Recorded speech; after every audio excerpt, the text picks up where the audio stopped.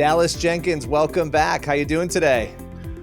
You and I seem to be meeting quite a bit these days, and it's so fun because you and I have known each other for quite a while, but every time I get to talk to you, it's always fun. So thanks for having me on.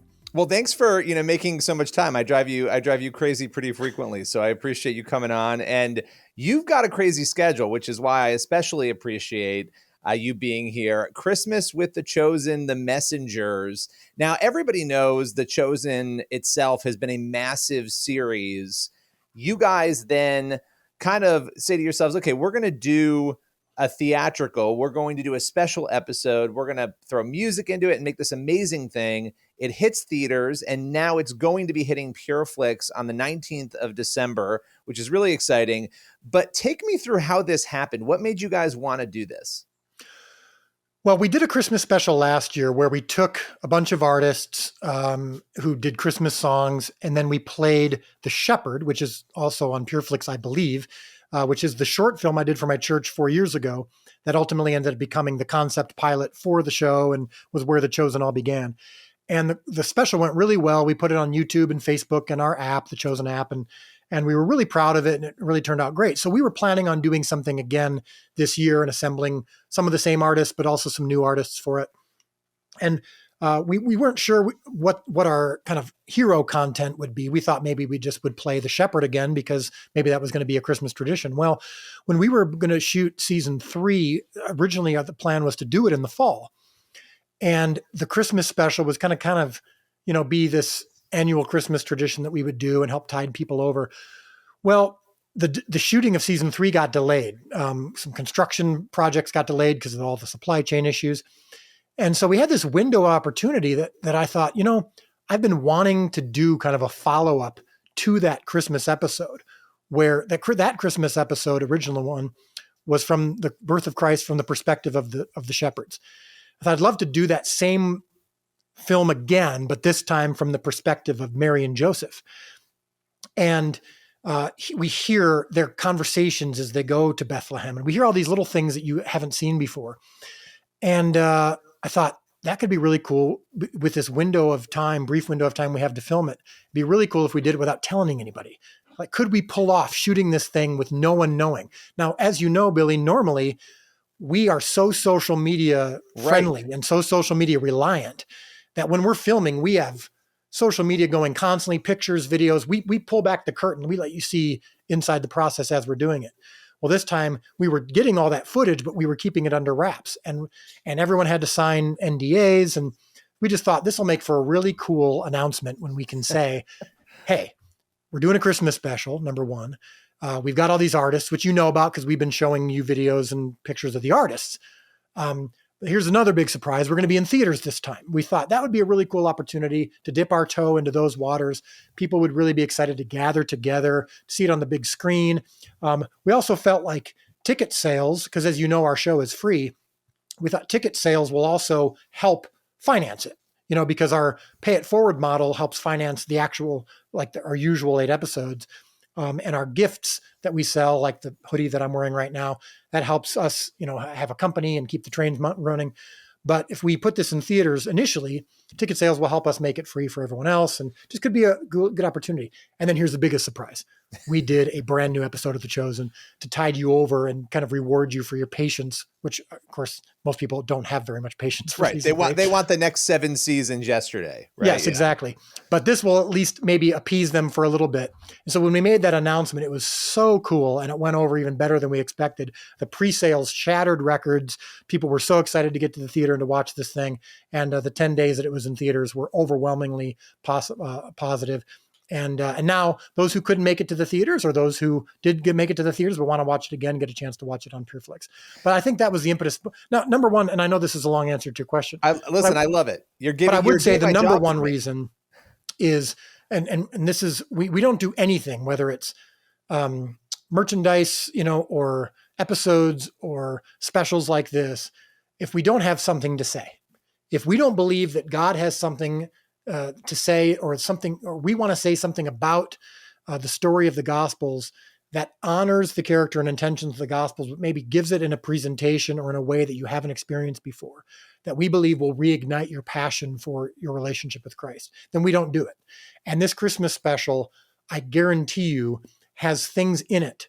And the reason I can guarantee it is because this is what we've heard tens of thousands of times from those who've seen it, is it gives you a perspective. It gives you little insights that you haven't considered before that I believe make you love Jesus even more. Something as simple as a shot that we did where Mary and Joseph are getting ready in the stable because the birth pangs are coming and Jesus is coming soon. And there's a shot of, and I think you and I have talked about this maybe, but there's a shot of Joseph scooping manure out of the way so that he can prepare a place for Mary to sit down and Which you deliver would the never Savior of the think world. of. You would Which never yeah, think exactly. of that, but you did. Somehow you did.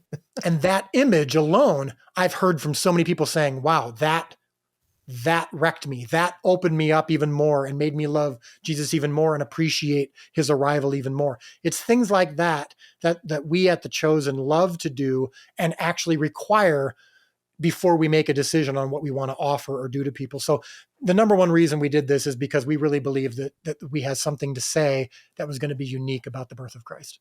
Well, and that's always been the thing about you. And like you said, I've known you for a long time. You've always been the real deal. You always follow what God has for you. And I think the success of this is evidence of that. You know, people who know the backstory of the film you made before this and how that sort of led you into this. And it's just an unexpected journey, an amazing journey, but you're a really good storyteller. And what you were just talking about, I think it's important to unpack that a little bit because you would never think of those things, right? I mean, we read the scriptures and hopefully they come alive for us, but I think a lot of times it's hard to think, what would I have done in that situation? And Right. sometimes I learn the best lessons when I take that step back and I think, okay, these are real people who went through real events.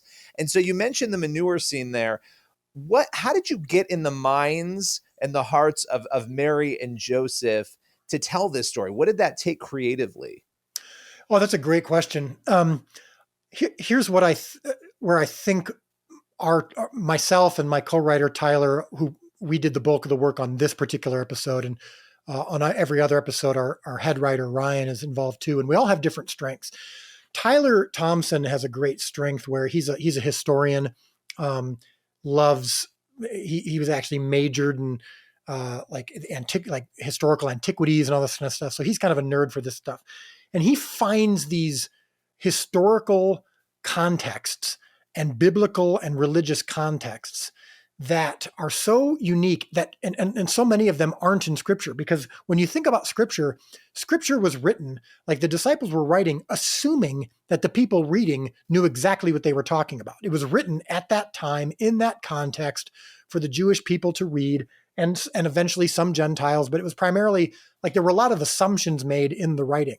And when you read the Bible, I don't care, look, the Bible is complete. The Bible is all you need for salvation in your relationship with God. But no one can claim that when they read the Bible for the first time, unless they've heard a sermon or unless they've read some commentary, that they understand all of it and that they know all the inside references, that it picks up right where their brain left off last time they thought about Jesus. It's not possible. And the Bible wasn't intended to be the only thing you ever read or experience about Jesus. So what Tyler brings to the table is a lot of these little nuggets, so we understand those nuggets, like the Roman occupation and how the Pharisees understood their faith and their relationship with the people. And then you go further and you think about, okay, Joseph and Mary, what was the context of that? What their marriage would have been like? The fact that they wouldn't have known each other before they got betrothed. That was really interesting. Where's Mary from? She's from Nazareth. Joseph was born in Bethlehem, now lives likely in Nazareth. What was Nazareth like? You start to explore all these worlds.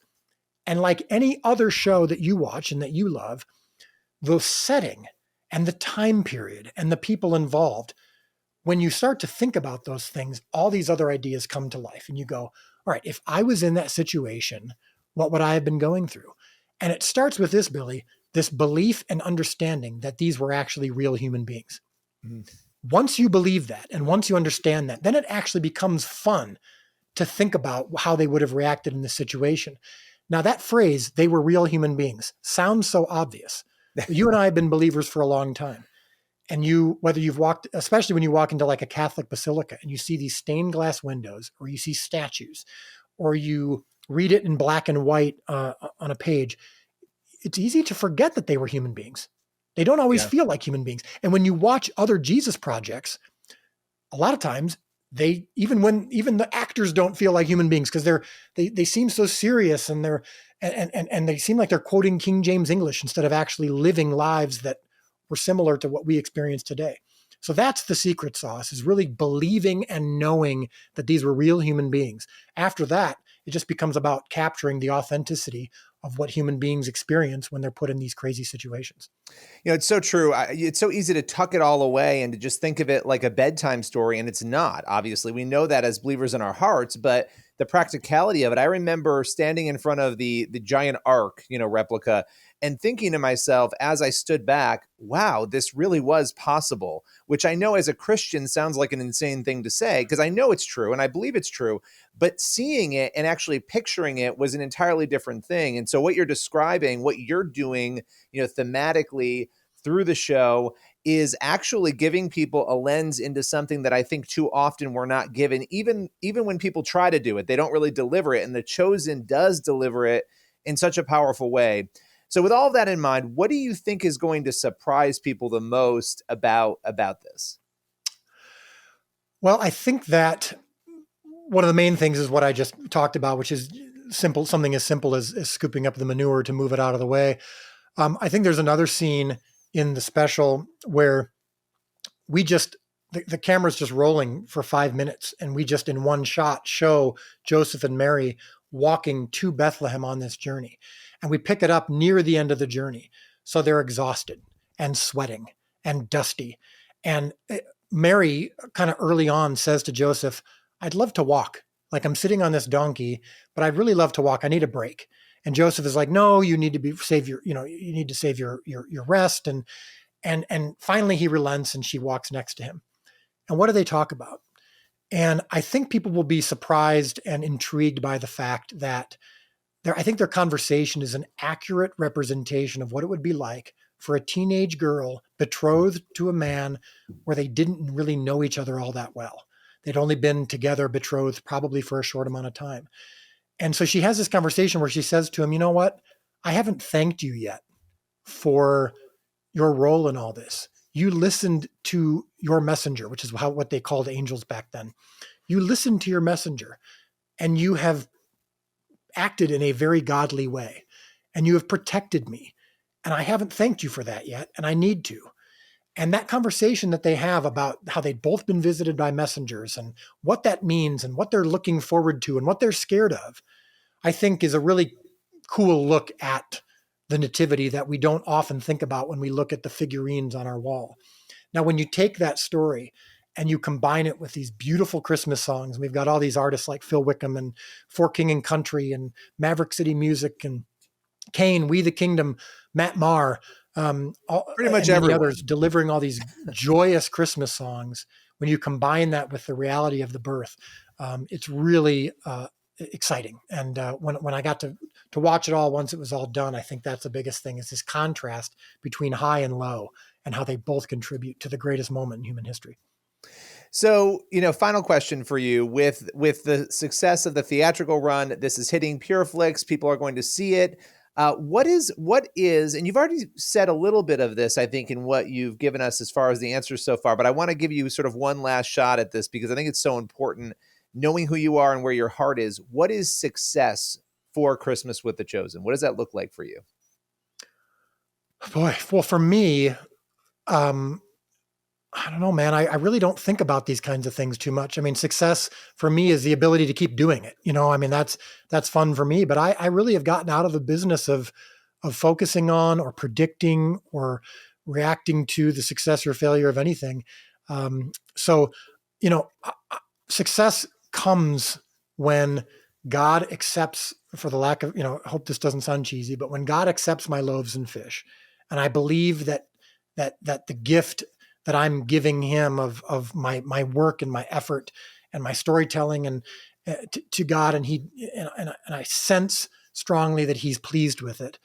The transaction's over, and if he chooses to feed the 5,000 with it, then that's up to him.